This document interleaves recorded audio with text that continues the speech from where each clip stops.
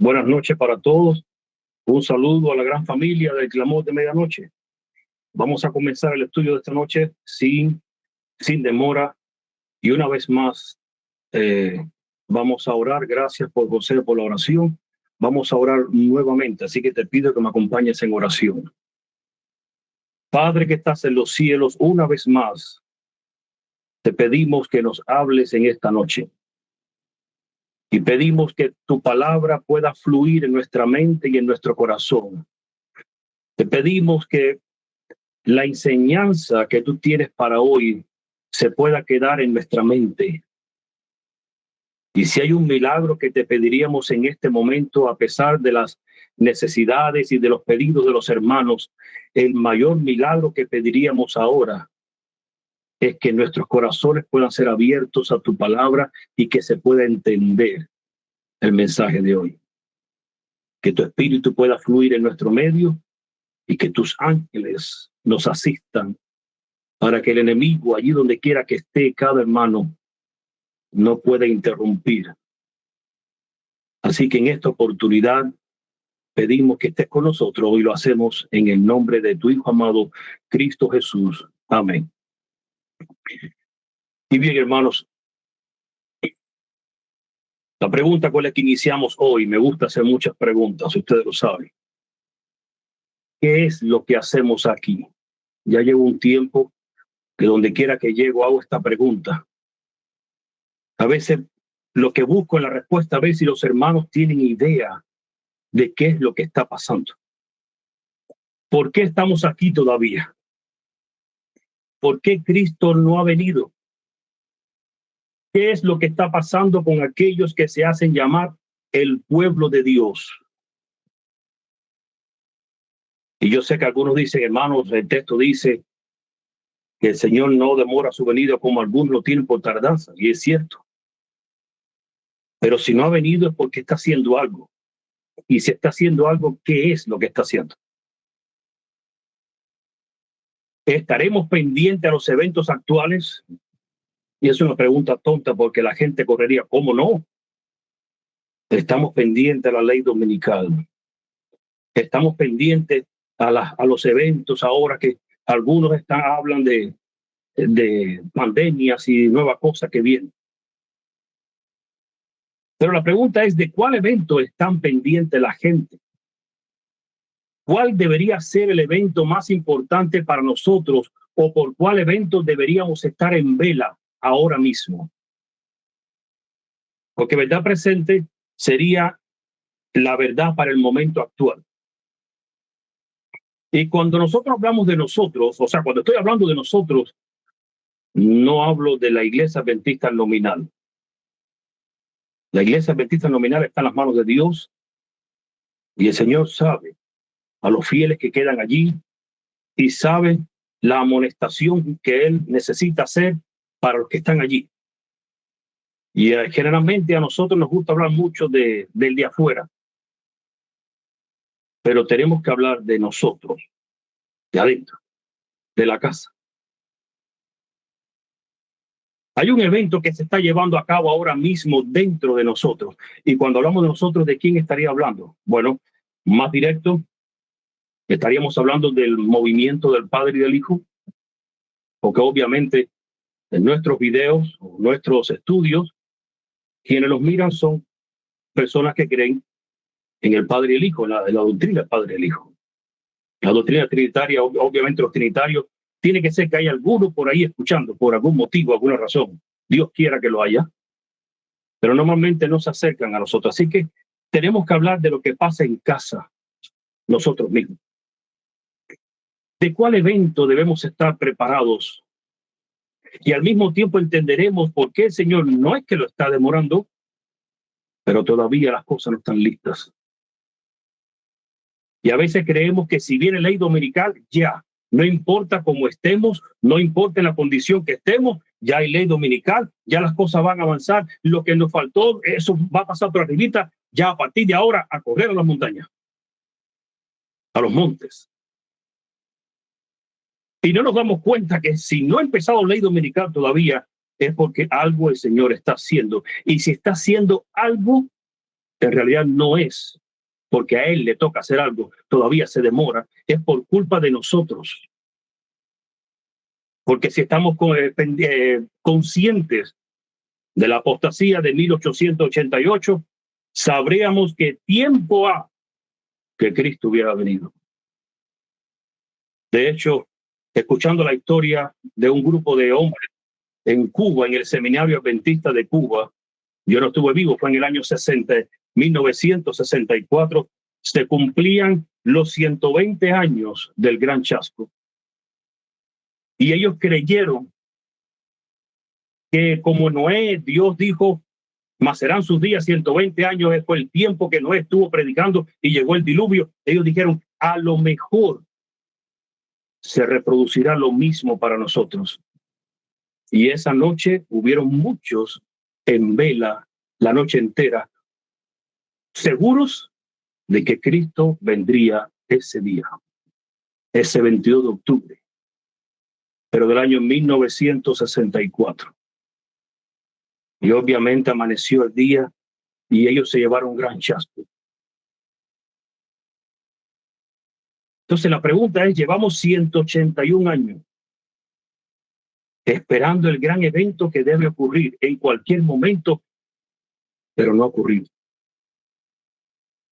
Entonces ahora me voy a sacar cuenta de lo que si la iglesia apostató y si no apostató. Ahora mi pregunta es, el grupo que estamos, los que somos, o los que decimos que somos, ¿en qué condición estamos?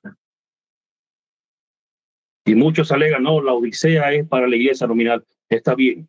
Los que estamos acá, fuimos laodicenses, pero de alguna forma ya despertamos, estamos allí.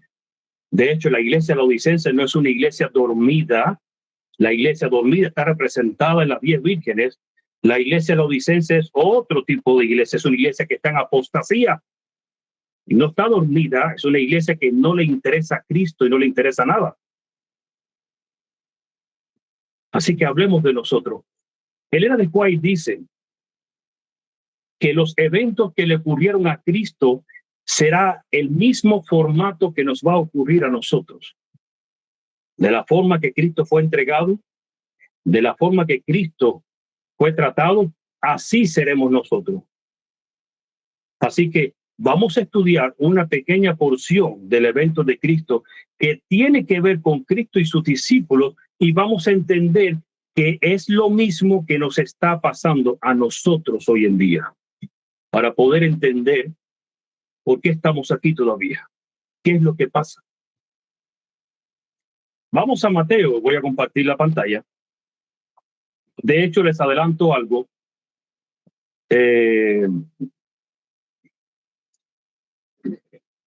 Un pueblo de zarandeo se llama el estudio de hoy. Les adelanto algo. No tengo los estudios en el orden en el libro de Mateo. Van a ver que de Mateo salto a Lucas y a Juan en Marcos, porque según la forma que lo he ido estudiando en el espíritu de profecía, lo he colocado según el evento para que tengan una idea exactamente, uniendo los 4 evangelios, cómo sucedieron las cosas.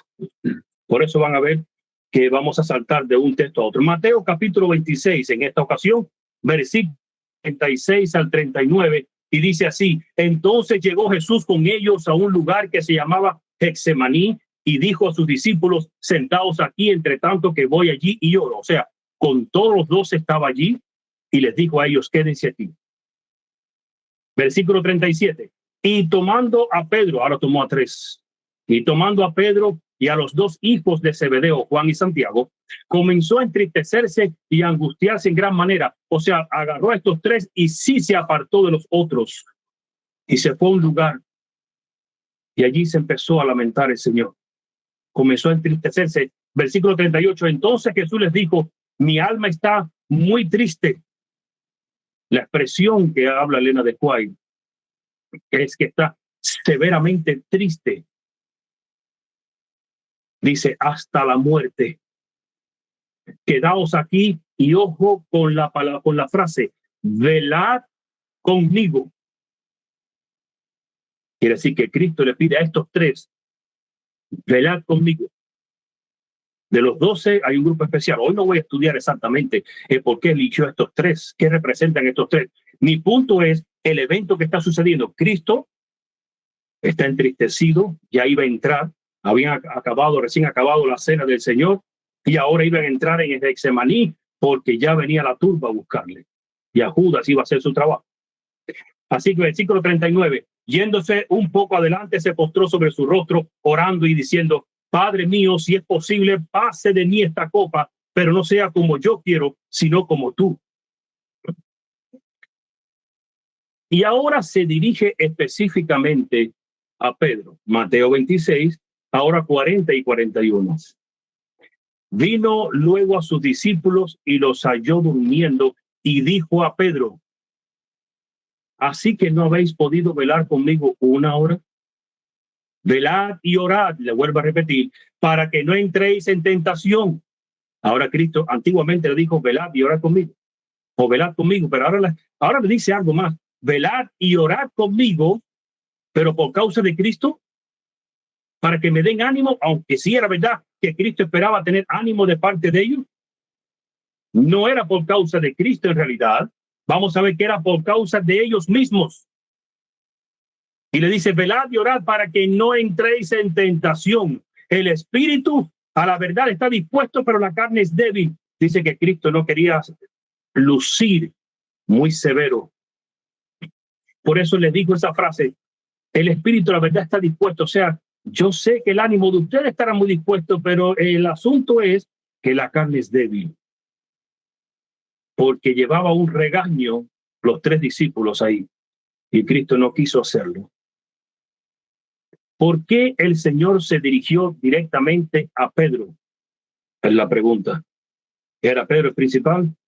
No exactamente. Porque algo había sucedido anteriormente. Cristo había tenido una conversación con sus discípulos en la que Pedro había declarado su sentir y se había pronunciado muy seguro de sí mismo.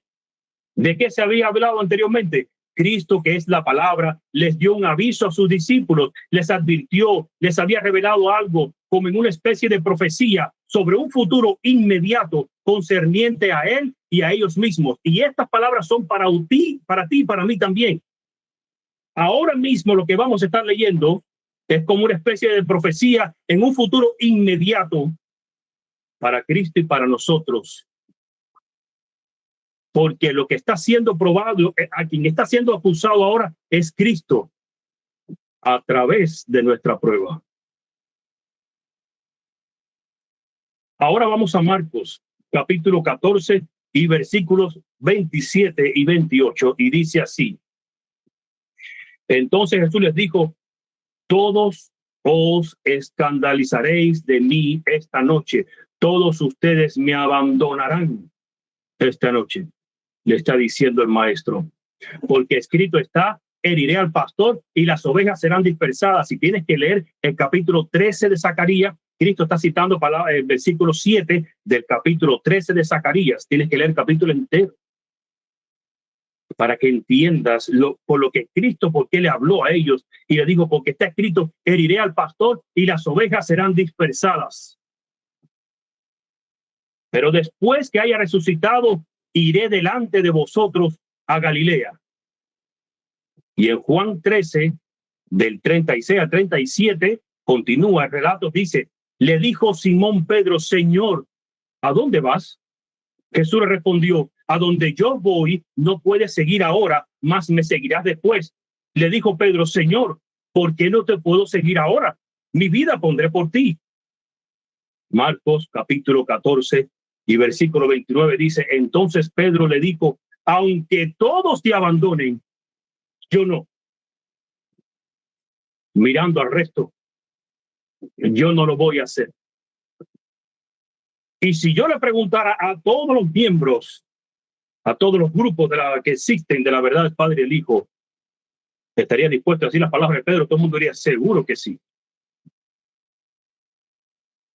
Y en Lucas capítulo 22 ahora, versículo 31-33, continúa la historia. Dice: dijo también el Señor, ahora va a hablar Cristo: Simón, Simón, he aquí Satanás os ha pedido para zarandearos como a trigo. Pon tu nombre ahí. Eugenio, Eugenio, he aquí Satanás os ha pedido para zarandearos como a trigo. Pon tu nombre, porque esto es para ti hoy. Y ahora no entiendes qué tipo de zarandeo. El zarandeo no es exactamente por el sábado. El zarandeo no es exactamente por lo que tú piensas. Para cuando llegue el momento de sábado y domingo, te será fácil elegir. ¿Elegir qué? Según lo que ahora tú vayas a elegir. Si eliges por Satanás, te será fácil elegir el domingo.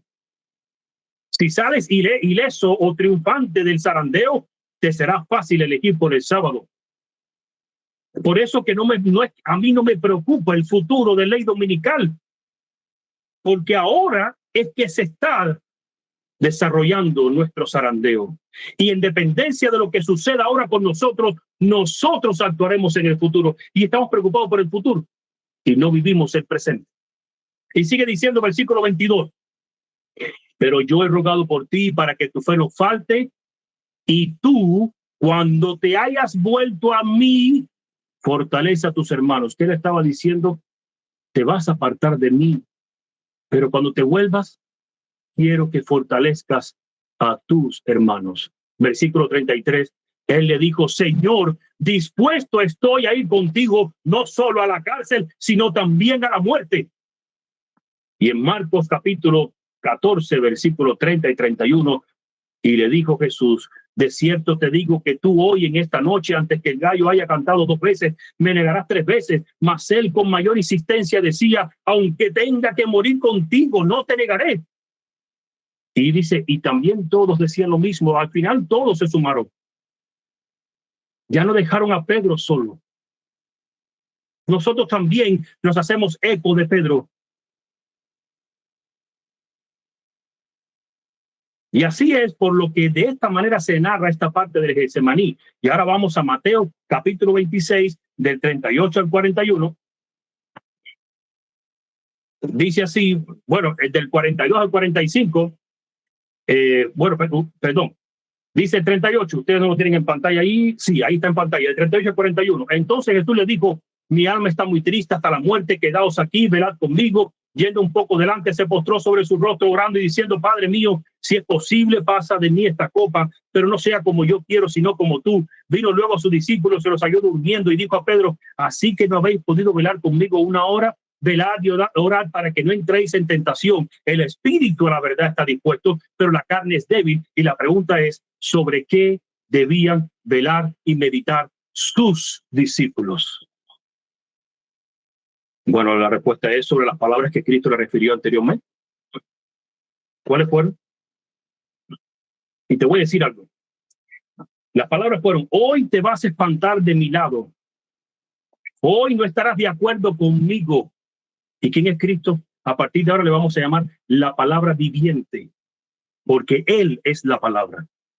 Así que en otra, si vamos a parafrasear, en vez de poner el nombre de Jesús y ponemos la palabra, que es lo mismo, diríamos: hoy te vas a espantar de la palabra, hoy no estarás de acuerdo con la palabra, hoy todos se avergonzarán de mí, de la palabra, hoy creerás que te habré defraudado, o sea que la palabra te habrá defraudado. Hoy dirás: nada de este acontecimiento me hace sentido alguno. Hoy dirás: ciertamente estoy ahora más confundido que nunca.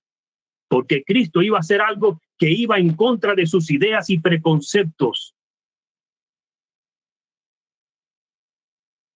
Y ahora vamos a Mateo capítulo 26, versículos del 42 al 45. Otra vez fue y oró por segunda vez diciendo: Padre mío, si no puede pasar de mí esta copa sin que yo la beba, hágase tu voluntad.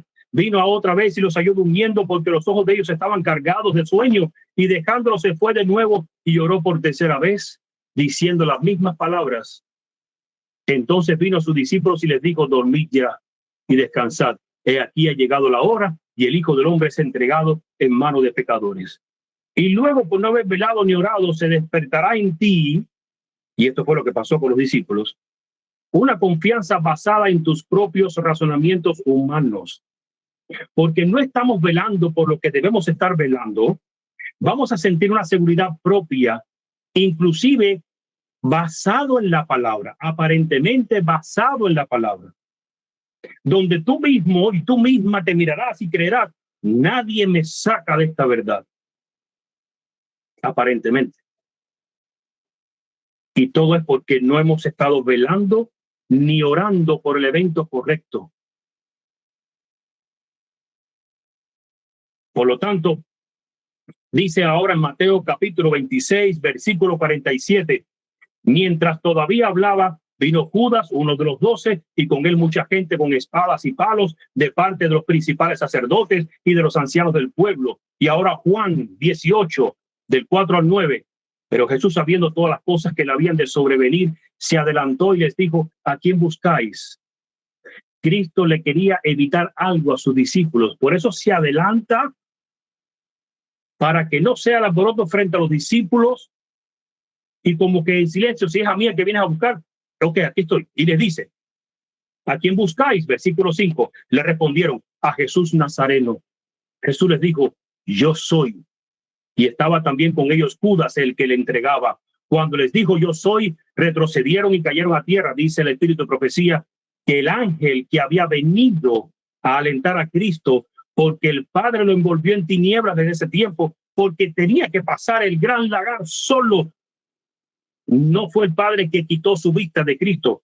Esto lo he escuchado muchas veces. El Padre no se perdió ni un segundo de lo que Cristo le estaba pasando. Él envuelve en tinieblas a Cristo para que sea Cristo quien no mire al Padre. Y él empezó a pensar, desde que estaba allí, parece que el pecado ha sido tan grande que mi Padre no pudo soportarlo. Esto como que no estaba en el plan. Y si se habló, esto como que en realidad no es lo que yo me imaginé. Fue el momento terrible, pero vino un ángel. Y en ese momento, cuando él está con la tumba diciéndole: yo soy, el ángel se paró delante y cayeron como muertos los hombres. Versículo 6. Cuando les dijo: yo soy, retrocedieron y cayeron a tierra. 7. Volvió pues a preguntarles: ¿a quién buscáis? Y ellos dijeron: a Jesús Nazareno. Respondió Jesús: os he dicho que yo soy. Pues si me buscáis a mí, dejad a estos, déjenlos tranquilos a ellos. Y Cristo está apelando por sus discípulos. Hoy está apelando por ti y por mí. Versículo 9. Para que se cumpliese aquello que había dicho: de los que me diste no perdí ninguno. Ahora vamos a Mateo capítulo 26, versículo del 48-50 para continuar la historia. Y el que le entregaba les había dado señal diciendo: al que yo besare, ese es, prendédele. Y enseguida se acercó a Jesús y dijo: salve, maestro, y le besó. Y Jesús le dijo: amigo, ¿a qué vienes? Entonces se acercaron y echaron mano a Jesús y le prendieron. De este versículo hay mucho de qué hablar, pero no puedo usar mi tiempo para eso.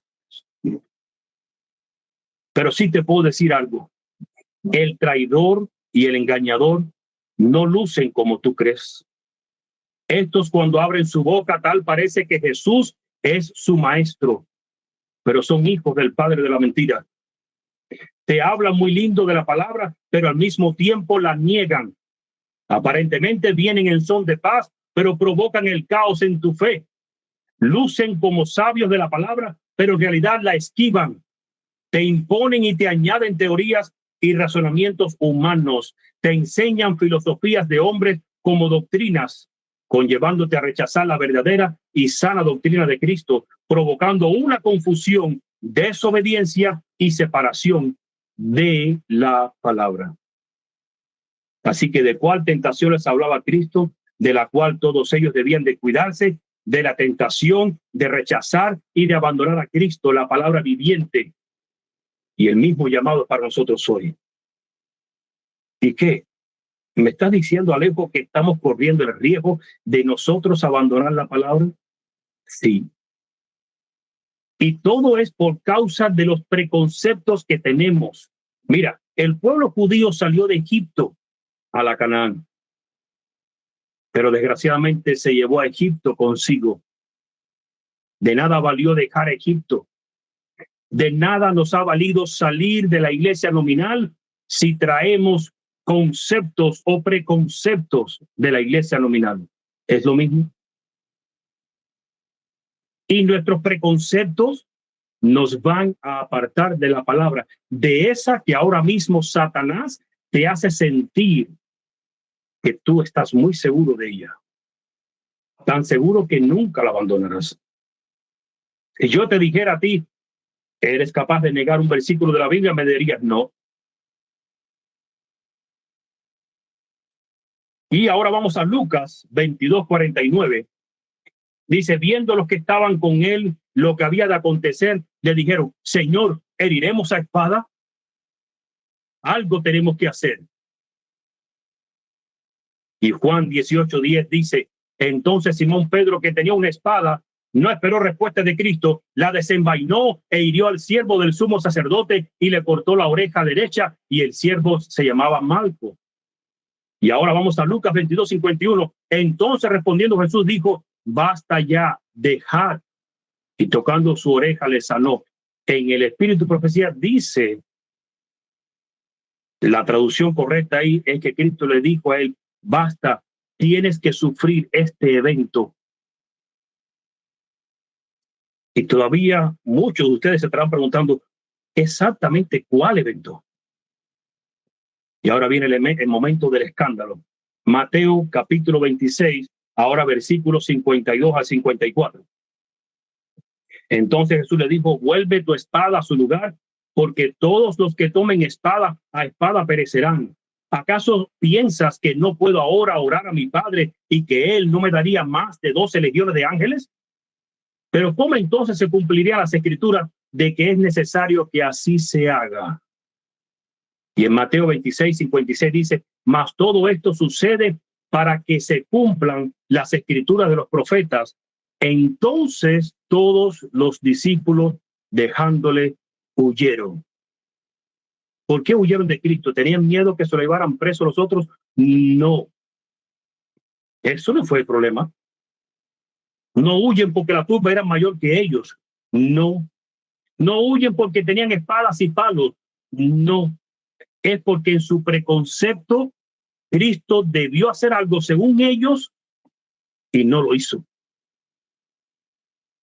Dice el Espíritu de Profecía, los discípulos no creían que Jesús se dejaría prender. Sabían que el poder que había derribado aquel tropel de gente, dejándolo como montón de muertos, podía librar a su maestro de sus enemigos. Y la siguiente cita, los discípulos se disgustaron cuando vieron que Jesús no hacía esfuerzo alguno para librarse de sus enemigos. Le culpaban porque no lo hacía. No podían comprender que se hubiera entregado a aquella turba y llenos de espanto le abandonaron y huyeron. Nuestros planes se cayeron porque el maestro no le ha dado por hacer las cosas como tiene que hacerlas. Y estoy hablando de forma irónica porque es lo mismo que vamos a ver más adelante, sucede con muchos y la palabra de Dios. Y es debido a esto que Dios permite el zarandeo de hoy en día. ¿Sabe por qué? Número uno, porque a pesar de que Cristo, la palabra viviente, habló directamente y dijo un evento grande ocurrirá hoy, a pesar de que Cristo, la palabra viviente, les advirtió diciéndoles, ustedes se van a escandalizar hoy de mí, a pesar de que Cristo, la palabra viviente, les anunció, les dijo, yo voy a ser herido, a pesar de que Cristo, la palabra viviente, les reveló, un escrito está, a pesar de que Cristo, la palabra viviente, les proclamó de una forma directa y concisa, diciendo, ustedes me rechazarán hoy a mí, a pesar de todo lo anunciado por Cristo, no se le creyó a la palabra, no se le tomó en serio la palabra, no se le dio la importancia debida a la palabra, simplemente la ignoraron y para colmo tampoco se obedeció a la palabra. El resultado es que seremos destruidos, engañados, vencidos e inducidos por el enemigo de Dios a huir de la palabra como lo hicieron los discípulos y también a negar a la palabra tal y como lo hizo Pedro. Y todos sabemos la historia de Pedro, terminó negando a Cristo las 3 veces antes de que el gallo cantara 2 veces. Ahora bien, en Amós 9:9 dice, porque he aquí yo mandaré y haré que la casa de Israel sea zarandeada entre todas las naciones, como se zarandea el grano en una criba y no cae un granito en la tierra. Vamos a tener un poquito de espectrum sobre el zarandeo. Oh, ¿qué día está delante de nosotros? Dice la cita. ¿Qué zarandeo habrá entre aquellos que pretenden ser hijos de Dios? El zarandeo de Dios avienta multitudes como hojas secas. Siguiente cita. el impacto del zarandeo en los adventistas será enorme. Yo no sé cuántos tú crees que quedarán de los adventistas, pero será enorme. Las falsas teorías traerán el zarandeo. Vi que ya estamos en el tiempo del zarandeo. Satanás está trabajando con todo su poder para arrebatar las almas de las manos de Cristo e inducirlas a pisotear al Hijo de Dios. Ojo con los detalles del zarandeo, porque vamos a ver y vamos a analizar, lo vamos a poner en balanza a nosotros mismos, a ver qué está pasando entre nosotros con la palabra y con Cristo. El zarandeo será una consecuencia de rechazar la verdad presente. Siguiente cita. Vi que ya estamos en el tiempo del zarandeo. Satanás está trabajando con todo su poder para arrebatar las almas de las manos de Cristo e inducirlas a pisotear al Hijo de Dios. El zarandeo, ese ya lo habíamos leído. Esta es la cita. Estamos en el tiempo del zarandeo, en el tiempo en que todo lo que puede ser sacudido será sacudido. El Señor no disculpará a los que conocen la verdad y no obedecen a sus órdenes en palabras y acciones. Cuando viene el zarandeo, por la introducción de falsas teorías, ojo, estos lectores superficiales que no están anclados en ningún lugar son como la arena movediza, se deslizan hacia cualquier posición para acomodar el contenido de sus sentimientos de amargura.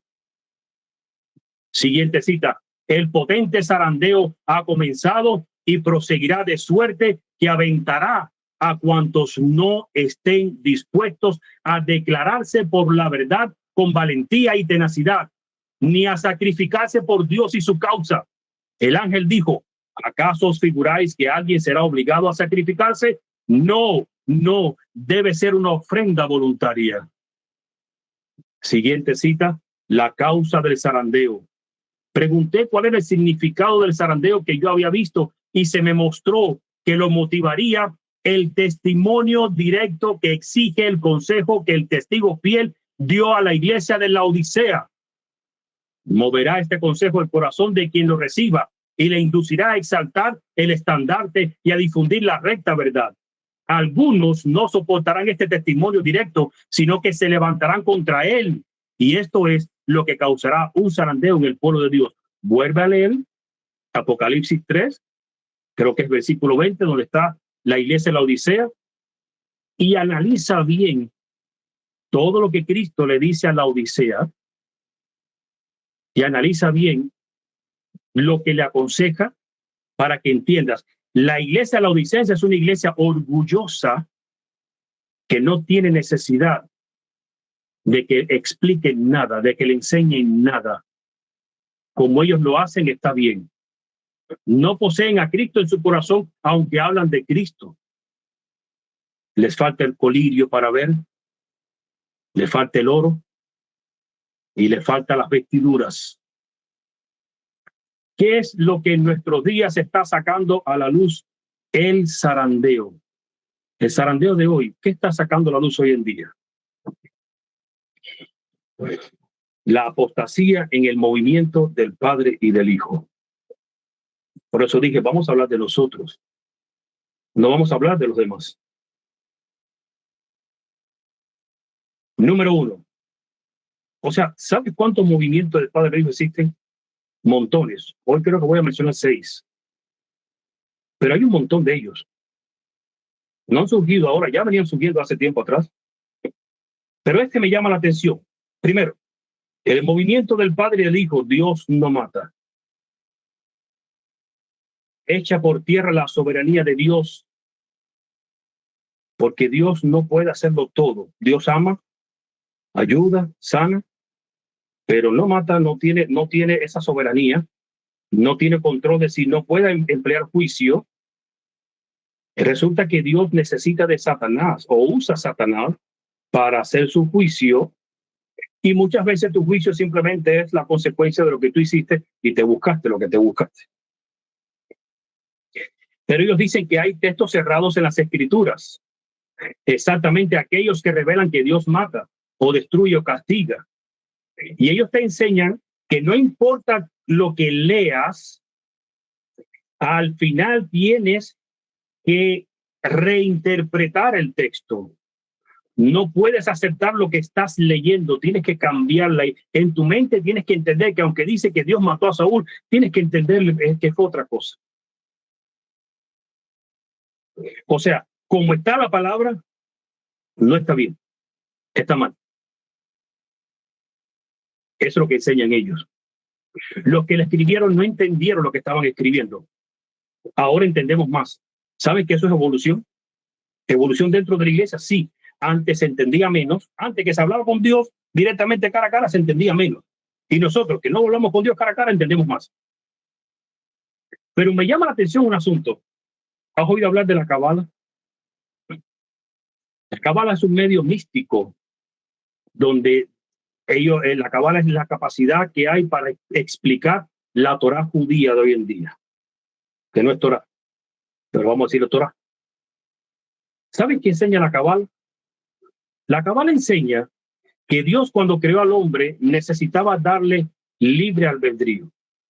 Ahora, ¿por qué les cuento esto? Tiene que ver con la enseñanza de Dios no mata, sí. Y te voy a explicar por qué.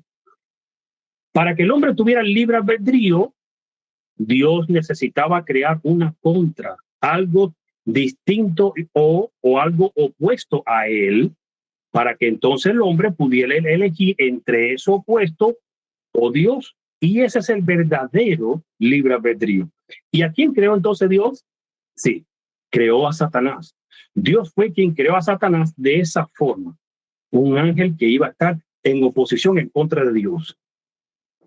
Satanás no tiene la culpa de ser lo que es. El problema de Satanás es que a él lo hicieron así porque es el medio que Dios necesita tener para poder mostrar el libre albedrío. Y para cuando Dios tenga que darle juicio a alguien, él no puede, porque Dios es amor, solamente amor. Por lo tanto, él no tiene esa soberanía como Dios. Él tiene que usar a este ser, a este pobre ser que él creó, para emplear juicio sobre el hombre. Se parece un poco a lo que enseña la doctrina de Dios no mata. Se parece. Pero ellos leen la Cábala, no la leen. Pero está Satanás introduciendo la misma idea dentro del mundo religioso. Es más, dentro del grupo de Dios no mata, del Padre y el Hijo, sí. Y tienes otro grupo que tiene que ver con la Cábala también. Están los universalistas. Ellos enseñan que la palabra de Dios está mal cuando habla de los que se van a perder, porque nadie se perderá, ni aun Satanás. Ellos dicen que al final esta gente no usan el espíritu de profecía, lo rechazan completamente, quemaron los libros del espíritu de profecía. Sin embargo, usan una cita de Elena de White que dice que están los impíos, ya prepararon sus armas frente a la ciudad, eso es después del milenio o durante el milenio, y están los justos dentro de la ciudad y Cristo en la parte de arriba, y ahora Satanás les dice a todos los seres humanos que ya los había engañado y los había preparado con armamento, vayamos y tomemos la ciudad a la fuerza. Y dice que Cristo se eleva por encima de Jerusalén, se cierran las puertas y ahí caen todos de rodillas y dicen, oh Dios, Señor, ciertamente tus juicios son santos y puros. Y ellos alegan que en esa visión, es la única forma, la única parte de Elena de White, lo que está enseñando es que al final todos se van a arrepentir y hasta Satanás se va a arrepentir. La Cábala enseña que al final de los tiempos, Satanás tendrá que luchar contra su propia naturaleza y él se va a volver a Dios y así habrá triunfado, habiendo triunfado sobre su naturaleza que fue creada en oposición a Dios, pero que él se impondrá por encima de ella y triunfará. ¿No enseña lo mismo casi? ¿Se parece bastante? Y estas son las cosas que se están introduciendo dentro del movimiento del Padre y del Hijo. Número 3, el movimiento del Padre y del Hijo que niega a Mateo 28 y 19. Es un texto añadido ahí. Y las más de 400 citas de Elena de White que habla de ese texto, échalo para el lado. Los católicos dicen que ellos lo introdujeron ahí a Satanás. Cuando tú veas que Satanás le haga guerra a algo, preocúpate. Y los católicos dicen que ellos lo introdujeron. Yo les digo a una persona, el Ellen White dice que fueron las palabras de Cristo cuando se iba elevando. ¿A quién le creo? ¿A los católicos que dicen que ellos lo introdujeron? ¿O le creo a Ellen White que dice que no, que Cristo lo dijo? Y si vas analizando, nos estamos metiendo en problemas porque estamos negando algo de la palabra. Preferimos creerle a cualquier Juan de los Palotres que a la palabra. No importa lo que leas. Si lees algo, hay que reinterpretarlo. Si es este texto, ese está de más allí. Si está de más allí, si Dios no pudo cuidar su palabra, algo tan fácil y sencillo para él, ¿podré yo confiar en Dios de que en el tiempo de angustia me va a cuidar a mí? Ese Salmo 91 que dice, ni plaga tocará tu morada. Oh, Dios sí podrá cuidarme a mí, pero no pudo cuidar su palabra. ¿Qué garantía tengo yo de que un Dios que no pudo cuidar su palabra me va a poder cuidar a mí? No me hace sentido las cosas. Y como no estamos velando en la confianza en la palabra, y desde ahora me hago eco de las palabras de mi suegro, Pastor Cecilio, el miércoles pasado, créanle a la palabra, y no sé por cuántas veces pudiéramos estar repitiendo. ¿Hará la gente caso? ¿Es tan difícil creer en la palabra? ¿Es tan fácil escuchar a alguien que susurre en el oído algo? El movimiento del Padre y del Hijo de los guardadores de la fiesta. Si no guardas la fiesta, te vas a perder.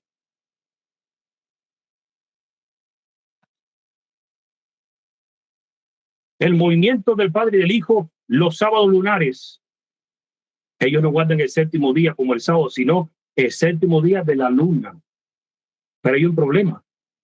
La luna fue creada en el cuarto día de la creación y no fue hecha para que marcara el sábado. Ahora tenemos a estos hermanos de la verdad del Padre y del Hijo que el sábado que guardan es otro día y no el séptimo día. Y están en la misma forma que los que guardan el domingo y los que al final se quedarán con el domingo. Están negando el sábado de la creación de igual forma que las iglesias niegan el sábado de la creación. Ellas porque guardan el domingo y estos porque guardan otro, porque el asunto es según la luna. Y todo eso viene de la cábala judía. Y ahora parece que muchos se han metido en internet y el internet no le conviene a todo el mundo. Y el asunto de la fiesta, cuando digo que las guardan, me refiero a que las hacen con todas sus ceremonias sabidas y por haber. Y no se ha entendido nada. Tanto Pablo como Ellen White habla de conmemorar algo. Hemos hablado de la fiesta, sí, pero no de que tienes que guardarla como está antiguamente escrito. No han entendido Romanos 3, 19 al 25, donde dice que la ley ceremonial fue nuestro ayo, fue nuestro tutor, pero el versículo 25, pero llegado Cristo, ahora es Cristo. ¿Qué significa eso? Si yo sigo guardando la ley ceremonial, esto es lo que está pasando para que entiendas. La ley ceremonial dice, mientras no llegue el Mesías príncipe, yo seré lo más cercano a santidad que tú vas a tener. Las enseñanzas que te voy a dar a través de los significados de mis ritos será lo más cercano que tú tendrás al conocimiento de Dios. Según los ritos y las ceremonias que practiques, será lo más cercano que tú tendrás en conocimiento en cuanto a la santidad de Dios. Pero todo esto hasta que venga el Mesías príncipe. Pero si yo creo en esa fiesta de esa forma todavía, estoy negando que el Mesías príncipe vino. Estamos igual que los judíos ortodoxos. No ha llegado el Mesías príncipe. Y no es que que clavó la cruz de la forma que pensamos, es que ahora Cristo te va a explicar. ¿Por qué? Porque Él es la ley viviente y te lo explica porque va a estar aquí en tu corazón. Ahora no hace falta ver un símbolo, ver algo para entender la santidad de Dios. Ya Cristo te lo va a decir directamente. Entonces, ¿qué hacemos nosotros? Echamos a tierra la fiesta, como muchos que le tienen un odio. Esas fiestas judías no son judías, son fiestas de Dios. Pero cuidado, dice Pablo, guardemos la fiesta, pero no con la vieja levadura. ¿Qué significa levadura en la Biblia? Doctrina.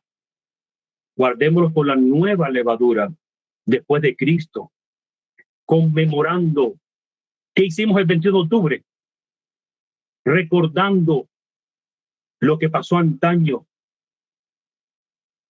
y recordando lo que ha de venir. Cuando celebramos la Santa Cena, ¿qué estamos haciendo? Conmemorando lo que pasó. ¿Qué pasó? Ya vino el Cordero y ahora debe vivir en nosotros. Y si hablamos de la fiesta de la primicia, pues conmemoramos. Significa el bautismo, una nueva vida. Pero no es que hay que guardar la fiesta si tú quieres ser salvo. ¿De dónde sacamos semejante cosa? El movimiento del Padre y del Hijo, Dios Hijo en vez del Hijo de Dios. Donde tú veas el Hijo de Dios, los que escribieron la Biblia no entendían bien. Es Dios Hijo, le dijo a uno. ¿Y por qué tiene que ser Dios Hijo? Porque si tú dices el Hijo de Dios, le estás quitando la divinidad a Cristo. ¿Cómo? La divinidad de Cristo depende de un título. Cristo es divino porque salió de un ser divino, del Padre, punto. Por eso que el Cristo hombre es divino igual, revestido de humanidad, pero sigue siendo divino. Y está el movimiento del Padre y del Hijo que creen que hay dos Cristos, el humano allá arriba y uno aquí abajo. El Cristo se dividió en dos. Hay una cantidad de cosas que está zarandeando a este movimiento. Hay más confusión en este movimiento que en todas las iglesias juntas.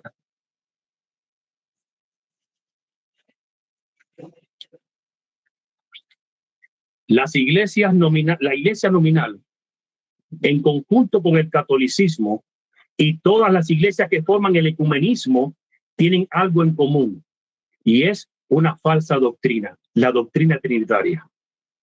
Está bien, esa es la iglesia nominal. Los adventistas del séptimo día, sí.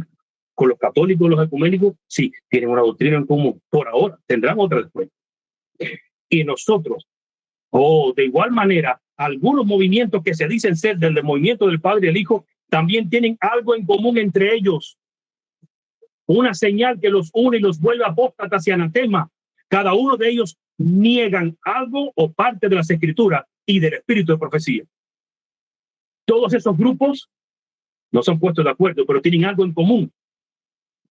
Todos los que nieguen algo del espíritu de profecía o de la palabra, esos son del mismo bando.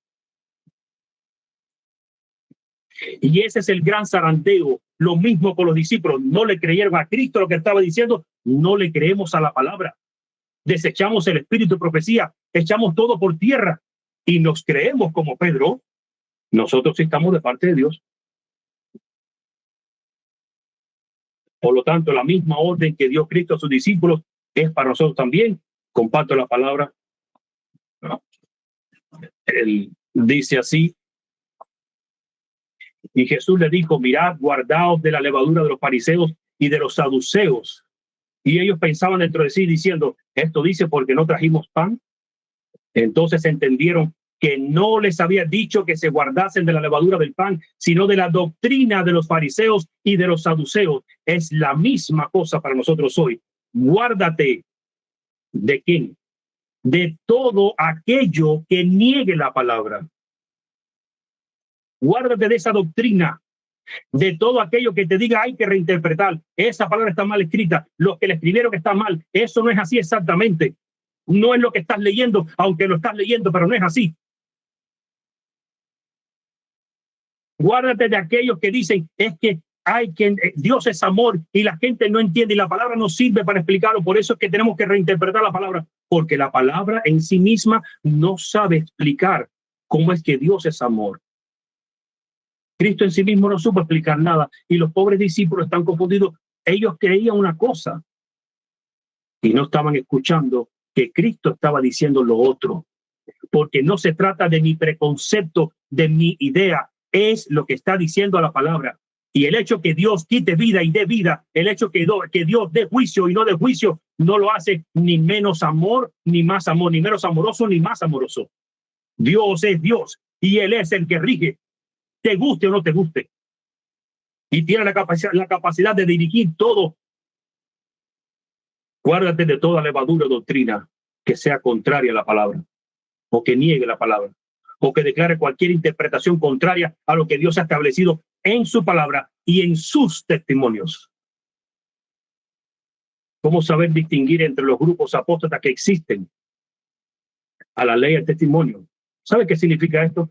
A la ley, ve a la palabra de Dios. Y el testimonio, ahora agarras el espíritu de profecía y agarras a los pioneros. Y hay gente que me dicen, yo no creo en hombres, tú sí. Yo no creo en hombres. Pero si tú lees en la palabra algo y estás interpretando algo, y tú necesitas conocer y entender, bueno, ¿estaré yo interpretando bien lo que está diciendo la palabra? ¿A quién tú acudirías? ¿A un teólogo? ¿Al pastor de tu iglesia? ¿A un hermano que lleva 20 años en esto, mayor que tú? Yo iría a dos testigos que serían los más fuertes que hay. Iría a ver a los pioneros, que fue lo que Dios les reveló, e iría a ver a los testimonios, que fue lo que Dios reveló. Y la iglesia nominal niega a los pioneros diciendo que no conocieron todo. Por eso es que dicen que ahora conocemos más que en el tiempo de los pioneros. Ahora interpretamos mejor la Biblia que en el tiempo de los pioneros. Y el espíritu de profecía, Elena White estaba afectada porque su marido, mientras fue vivo, él era no trinitario, y después que murió empezó a escribir trinitario, y entonces el pobre enredo. Y Elena White en realidad no es una profeta, simplemente una mujer que se inspiró a escribir. Y algunas cosas estaban bien, pero otras no la entendió. Ahora sí entendemos más que, ahora sí entendemos. Ella no entendió la misma evolución. El evolucionismo no lo usamos para el mundo, pero lo usamos para los conceptos bíblicos. Antes conocían menos, eran más brutos, perdónenme la frase y la ironía, ahora somos más inteligentes. Eso es lo que estamos declarando cuando negamos a los principios de los pioneros y del testimonio. Y mi pregunta es, si negamos los testimonios de los pioneros y los testimonios directos que Dios nos dio por el espíritu de profecía, ¿no estaríamos nosotros levantando una nueva organización? Una nueva forma de interpretación de la palabra, unos nuevos principios y fundamentos en la palabra, porque ni el espíritu de profecía ni los pioneros respaldan a ninguno de estos grupos que niegan algo o parte de las escrituras y de los testimonios. Pero si eliminamos al espíritu de profecía de los pioneros, me es fácil quedarme con la interpretación de la palabra. Y otros hablan que Mateo 28:19 es trinitario. No es trinitario, pero lo usan los trinitarios. Está bien. Y ahora hay que eliminarlo porque lo usan los trinitarios. Entonces, espérate, no solamente Mateo 28:19. Tenemos que eliminar algunos textos de Hebreo y unos textos de Pablo que los testigos de Jehová usan para justificar su creencia. Y no solamente el testigo de Jehová, vamos a los pentecostales, que hay versículos en la Biblia en específico que ellos usan para justificar su creencia. Y así los bautistas y así los católicos. Los católicos dicen que se pueden ver imágenes porque Moisés levantó una imagen en el desierto, una serpiente. Entonces eliminamos también el pasaje de la serpiente.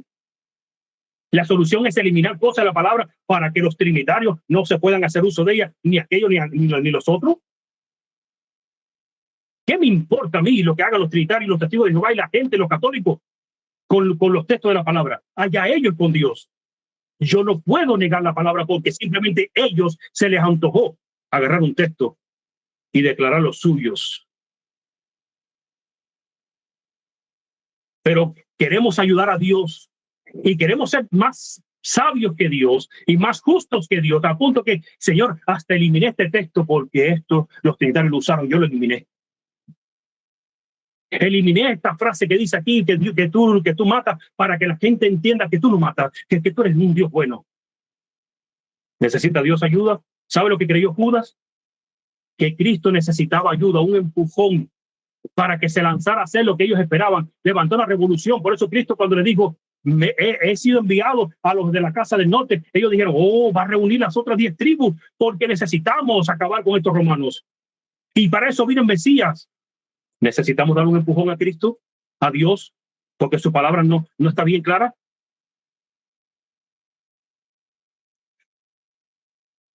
¿Qué es lo que está determinando el zarandeo que Dios está permitiendo dentro del así llamado pueblo de Dios? Cristo dijo algo interesante. Mateo 22:14 dice, porque muchos son llamados, pero pocos los escogidos. ¿Tú entiendes eso? Un día vamos a estudiar esa parábola, la parábola del vestido de bodas. Muchos son llamados. ¿Cuántos? Muchos. Y pocos son los que quieren entrar, o el texto dice, pocos son los escogidos. Los escogidos. La pregunta es, ¿escogidos por quién? Por Cristo. Él llama a muchos, pero elige a muy pocos. Imagínate que Cristo dijera, a ver, aquellos que han levantado el estandarte de la palabra y la verdad, aquellos que han defendido la verdad, aquellos que han predicado la verdad, aquellos que dicen vivir la verdad, que den un paso al frente. ¿Cuántos dieron un paso al frente? Todos. Por eso que no se trata de que voy a apelar a su conciencia. A ver, ¿quiénes son los que creen que han hecho esto? No, es Cristo el que elige. Por eso dice, muchos son llamados, pero pocos los escogidos. Y la pregunta es, ¿escogidos para qué? Es la pregunta. ¿Te has preguntado eso? Vamos a terminar con esto.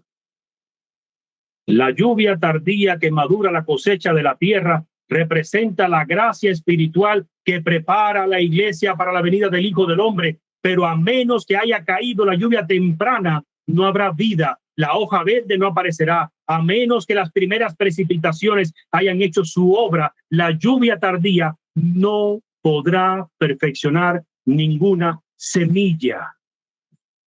Y te aseguro que todavía no vas a entender bien de qué se trata la lluvia temprana y la tardía. Pero me gusta esa última frase. La lluvia tardía no podrá perfeccionar ninguna semilla a menos que haya caído la primera. Pero necesito saber qué cosa es lluvia tardía en la Biblia. Dice la siguiente cita. En ningún momento de nuestra experiencia podemos prescindir de la ayuda que nos capacitó para comenzar.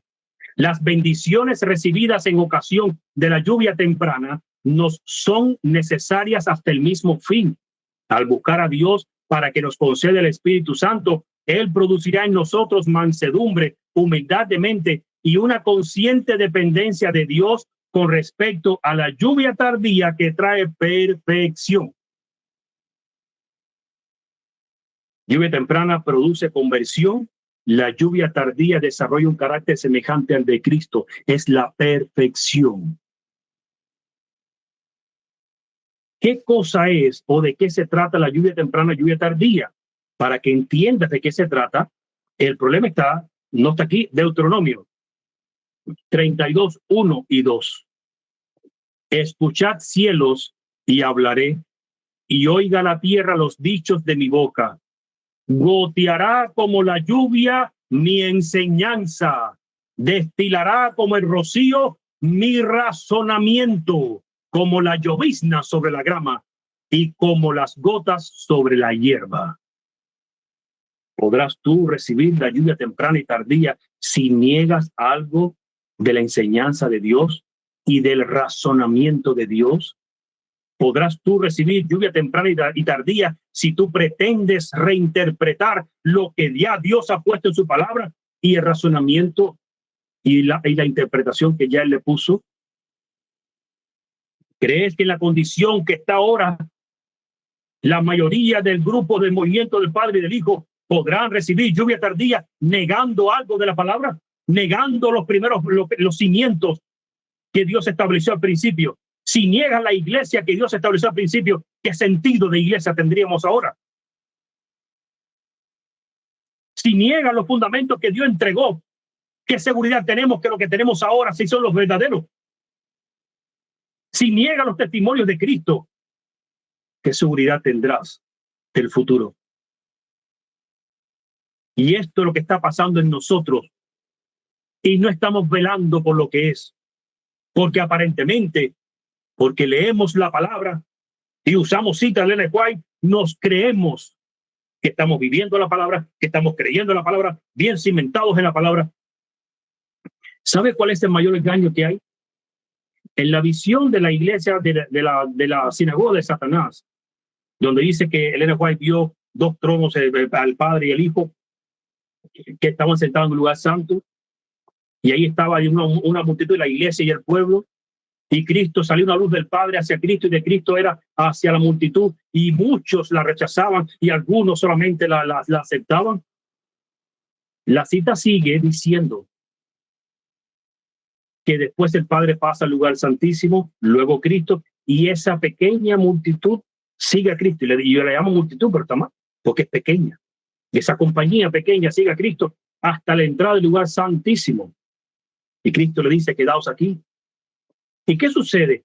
Que los otros quedaron en tinieblas y Satanás toma control de los que están allí.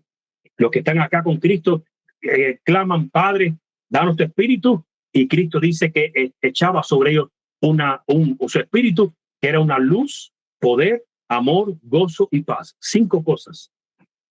Y esto es importante, hermano, sí, porque los que están en el lugar santo, que están en tinieblas, claman también en un momento, Padre, danos tu espíritu. Y Satanás, que está haciendo papel de Dios, dice que les da un poder que está lleno de luz y de poder, pero no tenía ni amor, ni gozo, ni paz. Si no tiene amor, no está lleno de Cristo. Si no tiene gozo, no tiene el gozo de la salvación. Y si no tiene paz, no tiene la paz de la vivencia de Cristo en ti. Pero tiene luz y poder. ¿Y qué sucede? Que ahora que creemos que como se ha destapado un conocimiento de la Biblia, y ahora yo leo la Biblia y entiendo un montón de cosas y hablo cosas que hace 30 años atrás no se hablaba, me creo que Dios es quien me habla. Estoy negando algo de la palabra, pero es que yo tengo luz. El creerte que tienes luz o que tienes un conocimiento no te garantiza nada, no debería. Pero todos son engañados porque creen que porque tienen un conocimiento de la Biblia, que casi los del grupo del Padre y el Hijo pueden discutir con teólogos y los dejarían sentados y plantados, se creen ellos que eso es Dios. Y no analizan que están negando la palabra. Lo que los discípulos querían hacer en el nombre de Dios, pero negaban la palabra. Así que comparto esta cita, estoy terminando ya.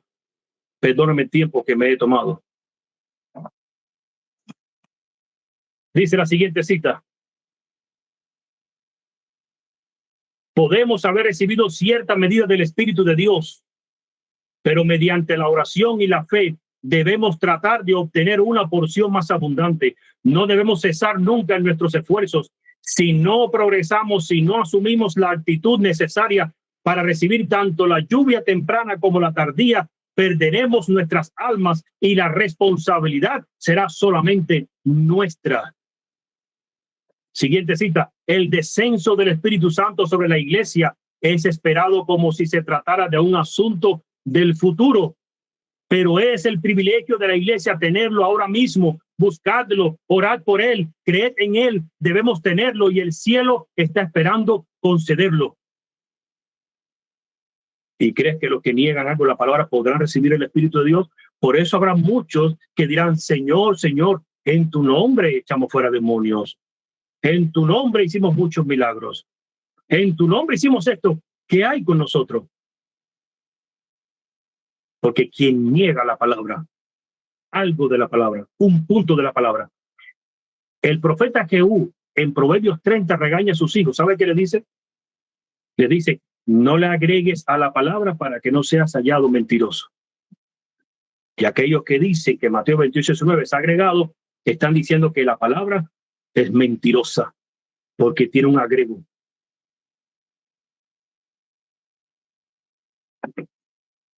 Y aunque esto es otro tema, termino con esta cita, otro tema que vamos a estudiar más adelante. ¿Cuándo es que se recibe esta lluvia tardía? ¿En qué evento es que se espera esta lluvia tardía? Ella dice que debe ser ahora mismo, que hay que pedirlo. Dice esta cita. Las convocaciones de la iglesia, tales como las asambleas generales, las reuniones de la iglesia local y todas las oportunidades en que se trabaja personalmente por las almas, son las ocasiones señaladas por Dios para dar la lluvia temprana y la tardía. Bueno, si estamos aquí es para recibir lluvia temprana y tardía. Pero si sales que en tu mente criticando algo de la palabra, negando algo de la palabra, no recibirás nada. Si niegas lo que Dios estableció desde un principio, no recibirás nada. Hermanos, créele a la palabra. Créele a la palabra. Duerme con esa frase. Es más, hoy cuando ores antes de dormir, dile al Señor, creo en tu palabra. Y cuando te levantes, creo en tu palabra, ayúdame a creer. El hombre que tenía un hijo con espíritu mudo, que los discípulos no pudieron echar fuera el demonio, cuando Cristo le dijo, ¿crees? Y él dijo, yo sí creo, pero ayúdame a creer. O sea, sí creo que tú puedes hacerlo, pero no tengo fe. Sí, oremos en esta ocasión y a partir de ahora, Señor, que yo no caiga en la tentación de negar algo de tu palabra, aunque me parezca muy linda la doctrina, aunque parezca que es tremenda la doctrina, pero que yo no niegue nada. Es tan difícil para nosotros amoldarnos a la palabra, es tan difícil adherirnos a la palabra. No sé por qué es tan fácil creerle a otros. Hay cosas que vamos a estudiar a partir de ahora que no son exactamente como la hemos visto nosotros por mucho tiempo. Y este grupo, este remanente, este último bastión que queda, va a ser zarandeado. Hablo para ustedes. Ya nosotros en casa fuimos zarandeados. Ya decidimos pararnos del lado de la verdad. Pero cuando presentemos las verdades que vendrán a continuación más adelante, oro por ti, porque tú tendrás que decidir. Y te aseguro, viene algo fuerte. Porque la palabra dice cosas que los hombres nos han enseñado mal y que nosotros mismos hemos mal interpretado por preconceptos que hemos tenido. Espero que hayamos entendido la importancia del estudio de hoy. Este es el evento clave del cual Cristo ahora mismo te quiere librar. Velad y orad para que no entréis en tentación, específicamente la tentación de negarlo a Él. Y nunca pasaría por mi mente negar a Cristo, pero he visto el peligro que acecha y cuántos ya no están con nosotros. Así que espero que este remanente pueda pensar y pueda meditar en esto, hermano. Un abrazo de la distancia. Dios te bendiga, Dios te guarde y te ayude. Medite en esto cada noche. Ponlo en oración. Tírate de rodillas, porque vienen cosas grandes. Vamos a orar.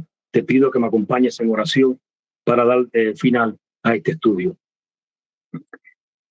Padre nuestro que estás en los cielos, te damos gracias por tu palabra, pero al mismo tiempo en ella tú nos avisas de que se avecina una gran tormenta para nosotros. Es muy probable que este sea el último zarandeo para este grupo. Es muy probable que muchos terminen desertando. Pero oramos para que nuestra fe no falte, para que tú obres en nosotros, para que tú nos ayudes. Ayúdanos a enamorarnos de Cristo, ayúdanos a enamorarnos de tu palabra, a entenderla y aceptarla como está, a eliminar los preconceptos, a no importarme si otros la usan para mal. Está ahí escrita, yo la uso para bien, porque tú la dijiste, es tu palabra. Ayúdanos, Padre, para poder creer en ti, porque creemos que tenemos fe en ti, pero el momento de la crisis nos dice que nuestra fe falla. Así que te pedimos que tú puedas obrar en nosotros el querer como el hacer por tu buena voluntad. En específico, Padre, te pido por cada miembro de este grupo, por cada uno que ha estado escuchando, y en el futuro aquellos que puedan escuchar este video, que quedará plasmado por un tiempo en el internet. Queremos creer en ti. Ayúdanos a creer en la palabra. Y te pedimos estas cosas y te lo agradecemos. En el nombre de tu Hijo amado, Cristo Jesús. Amén y amén. Maranata, pueblo de Dios.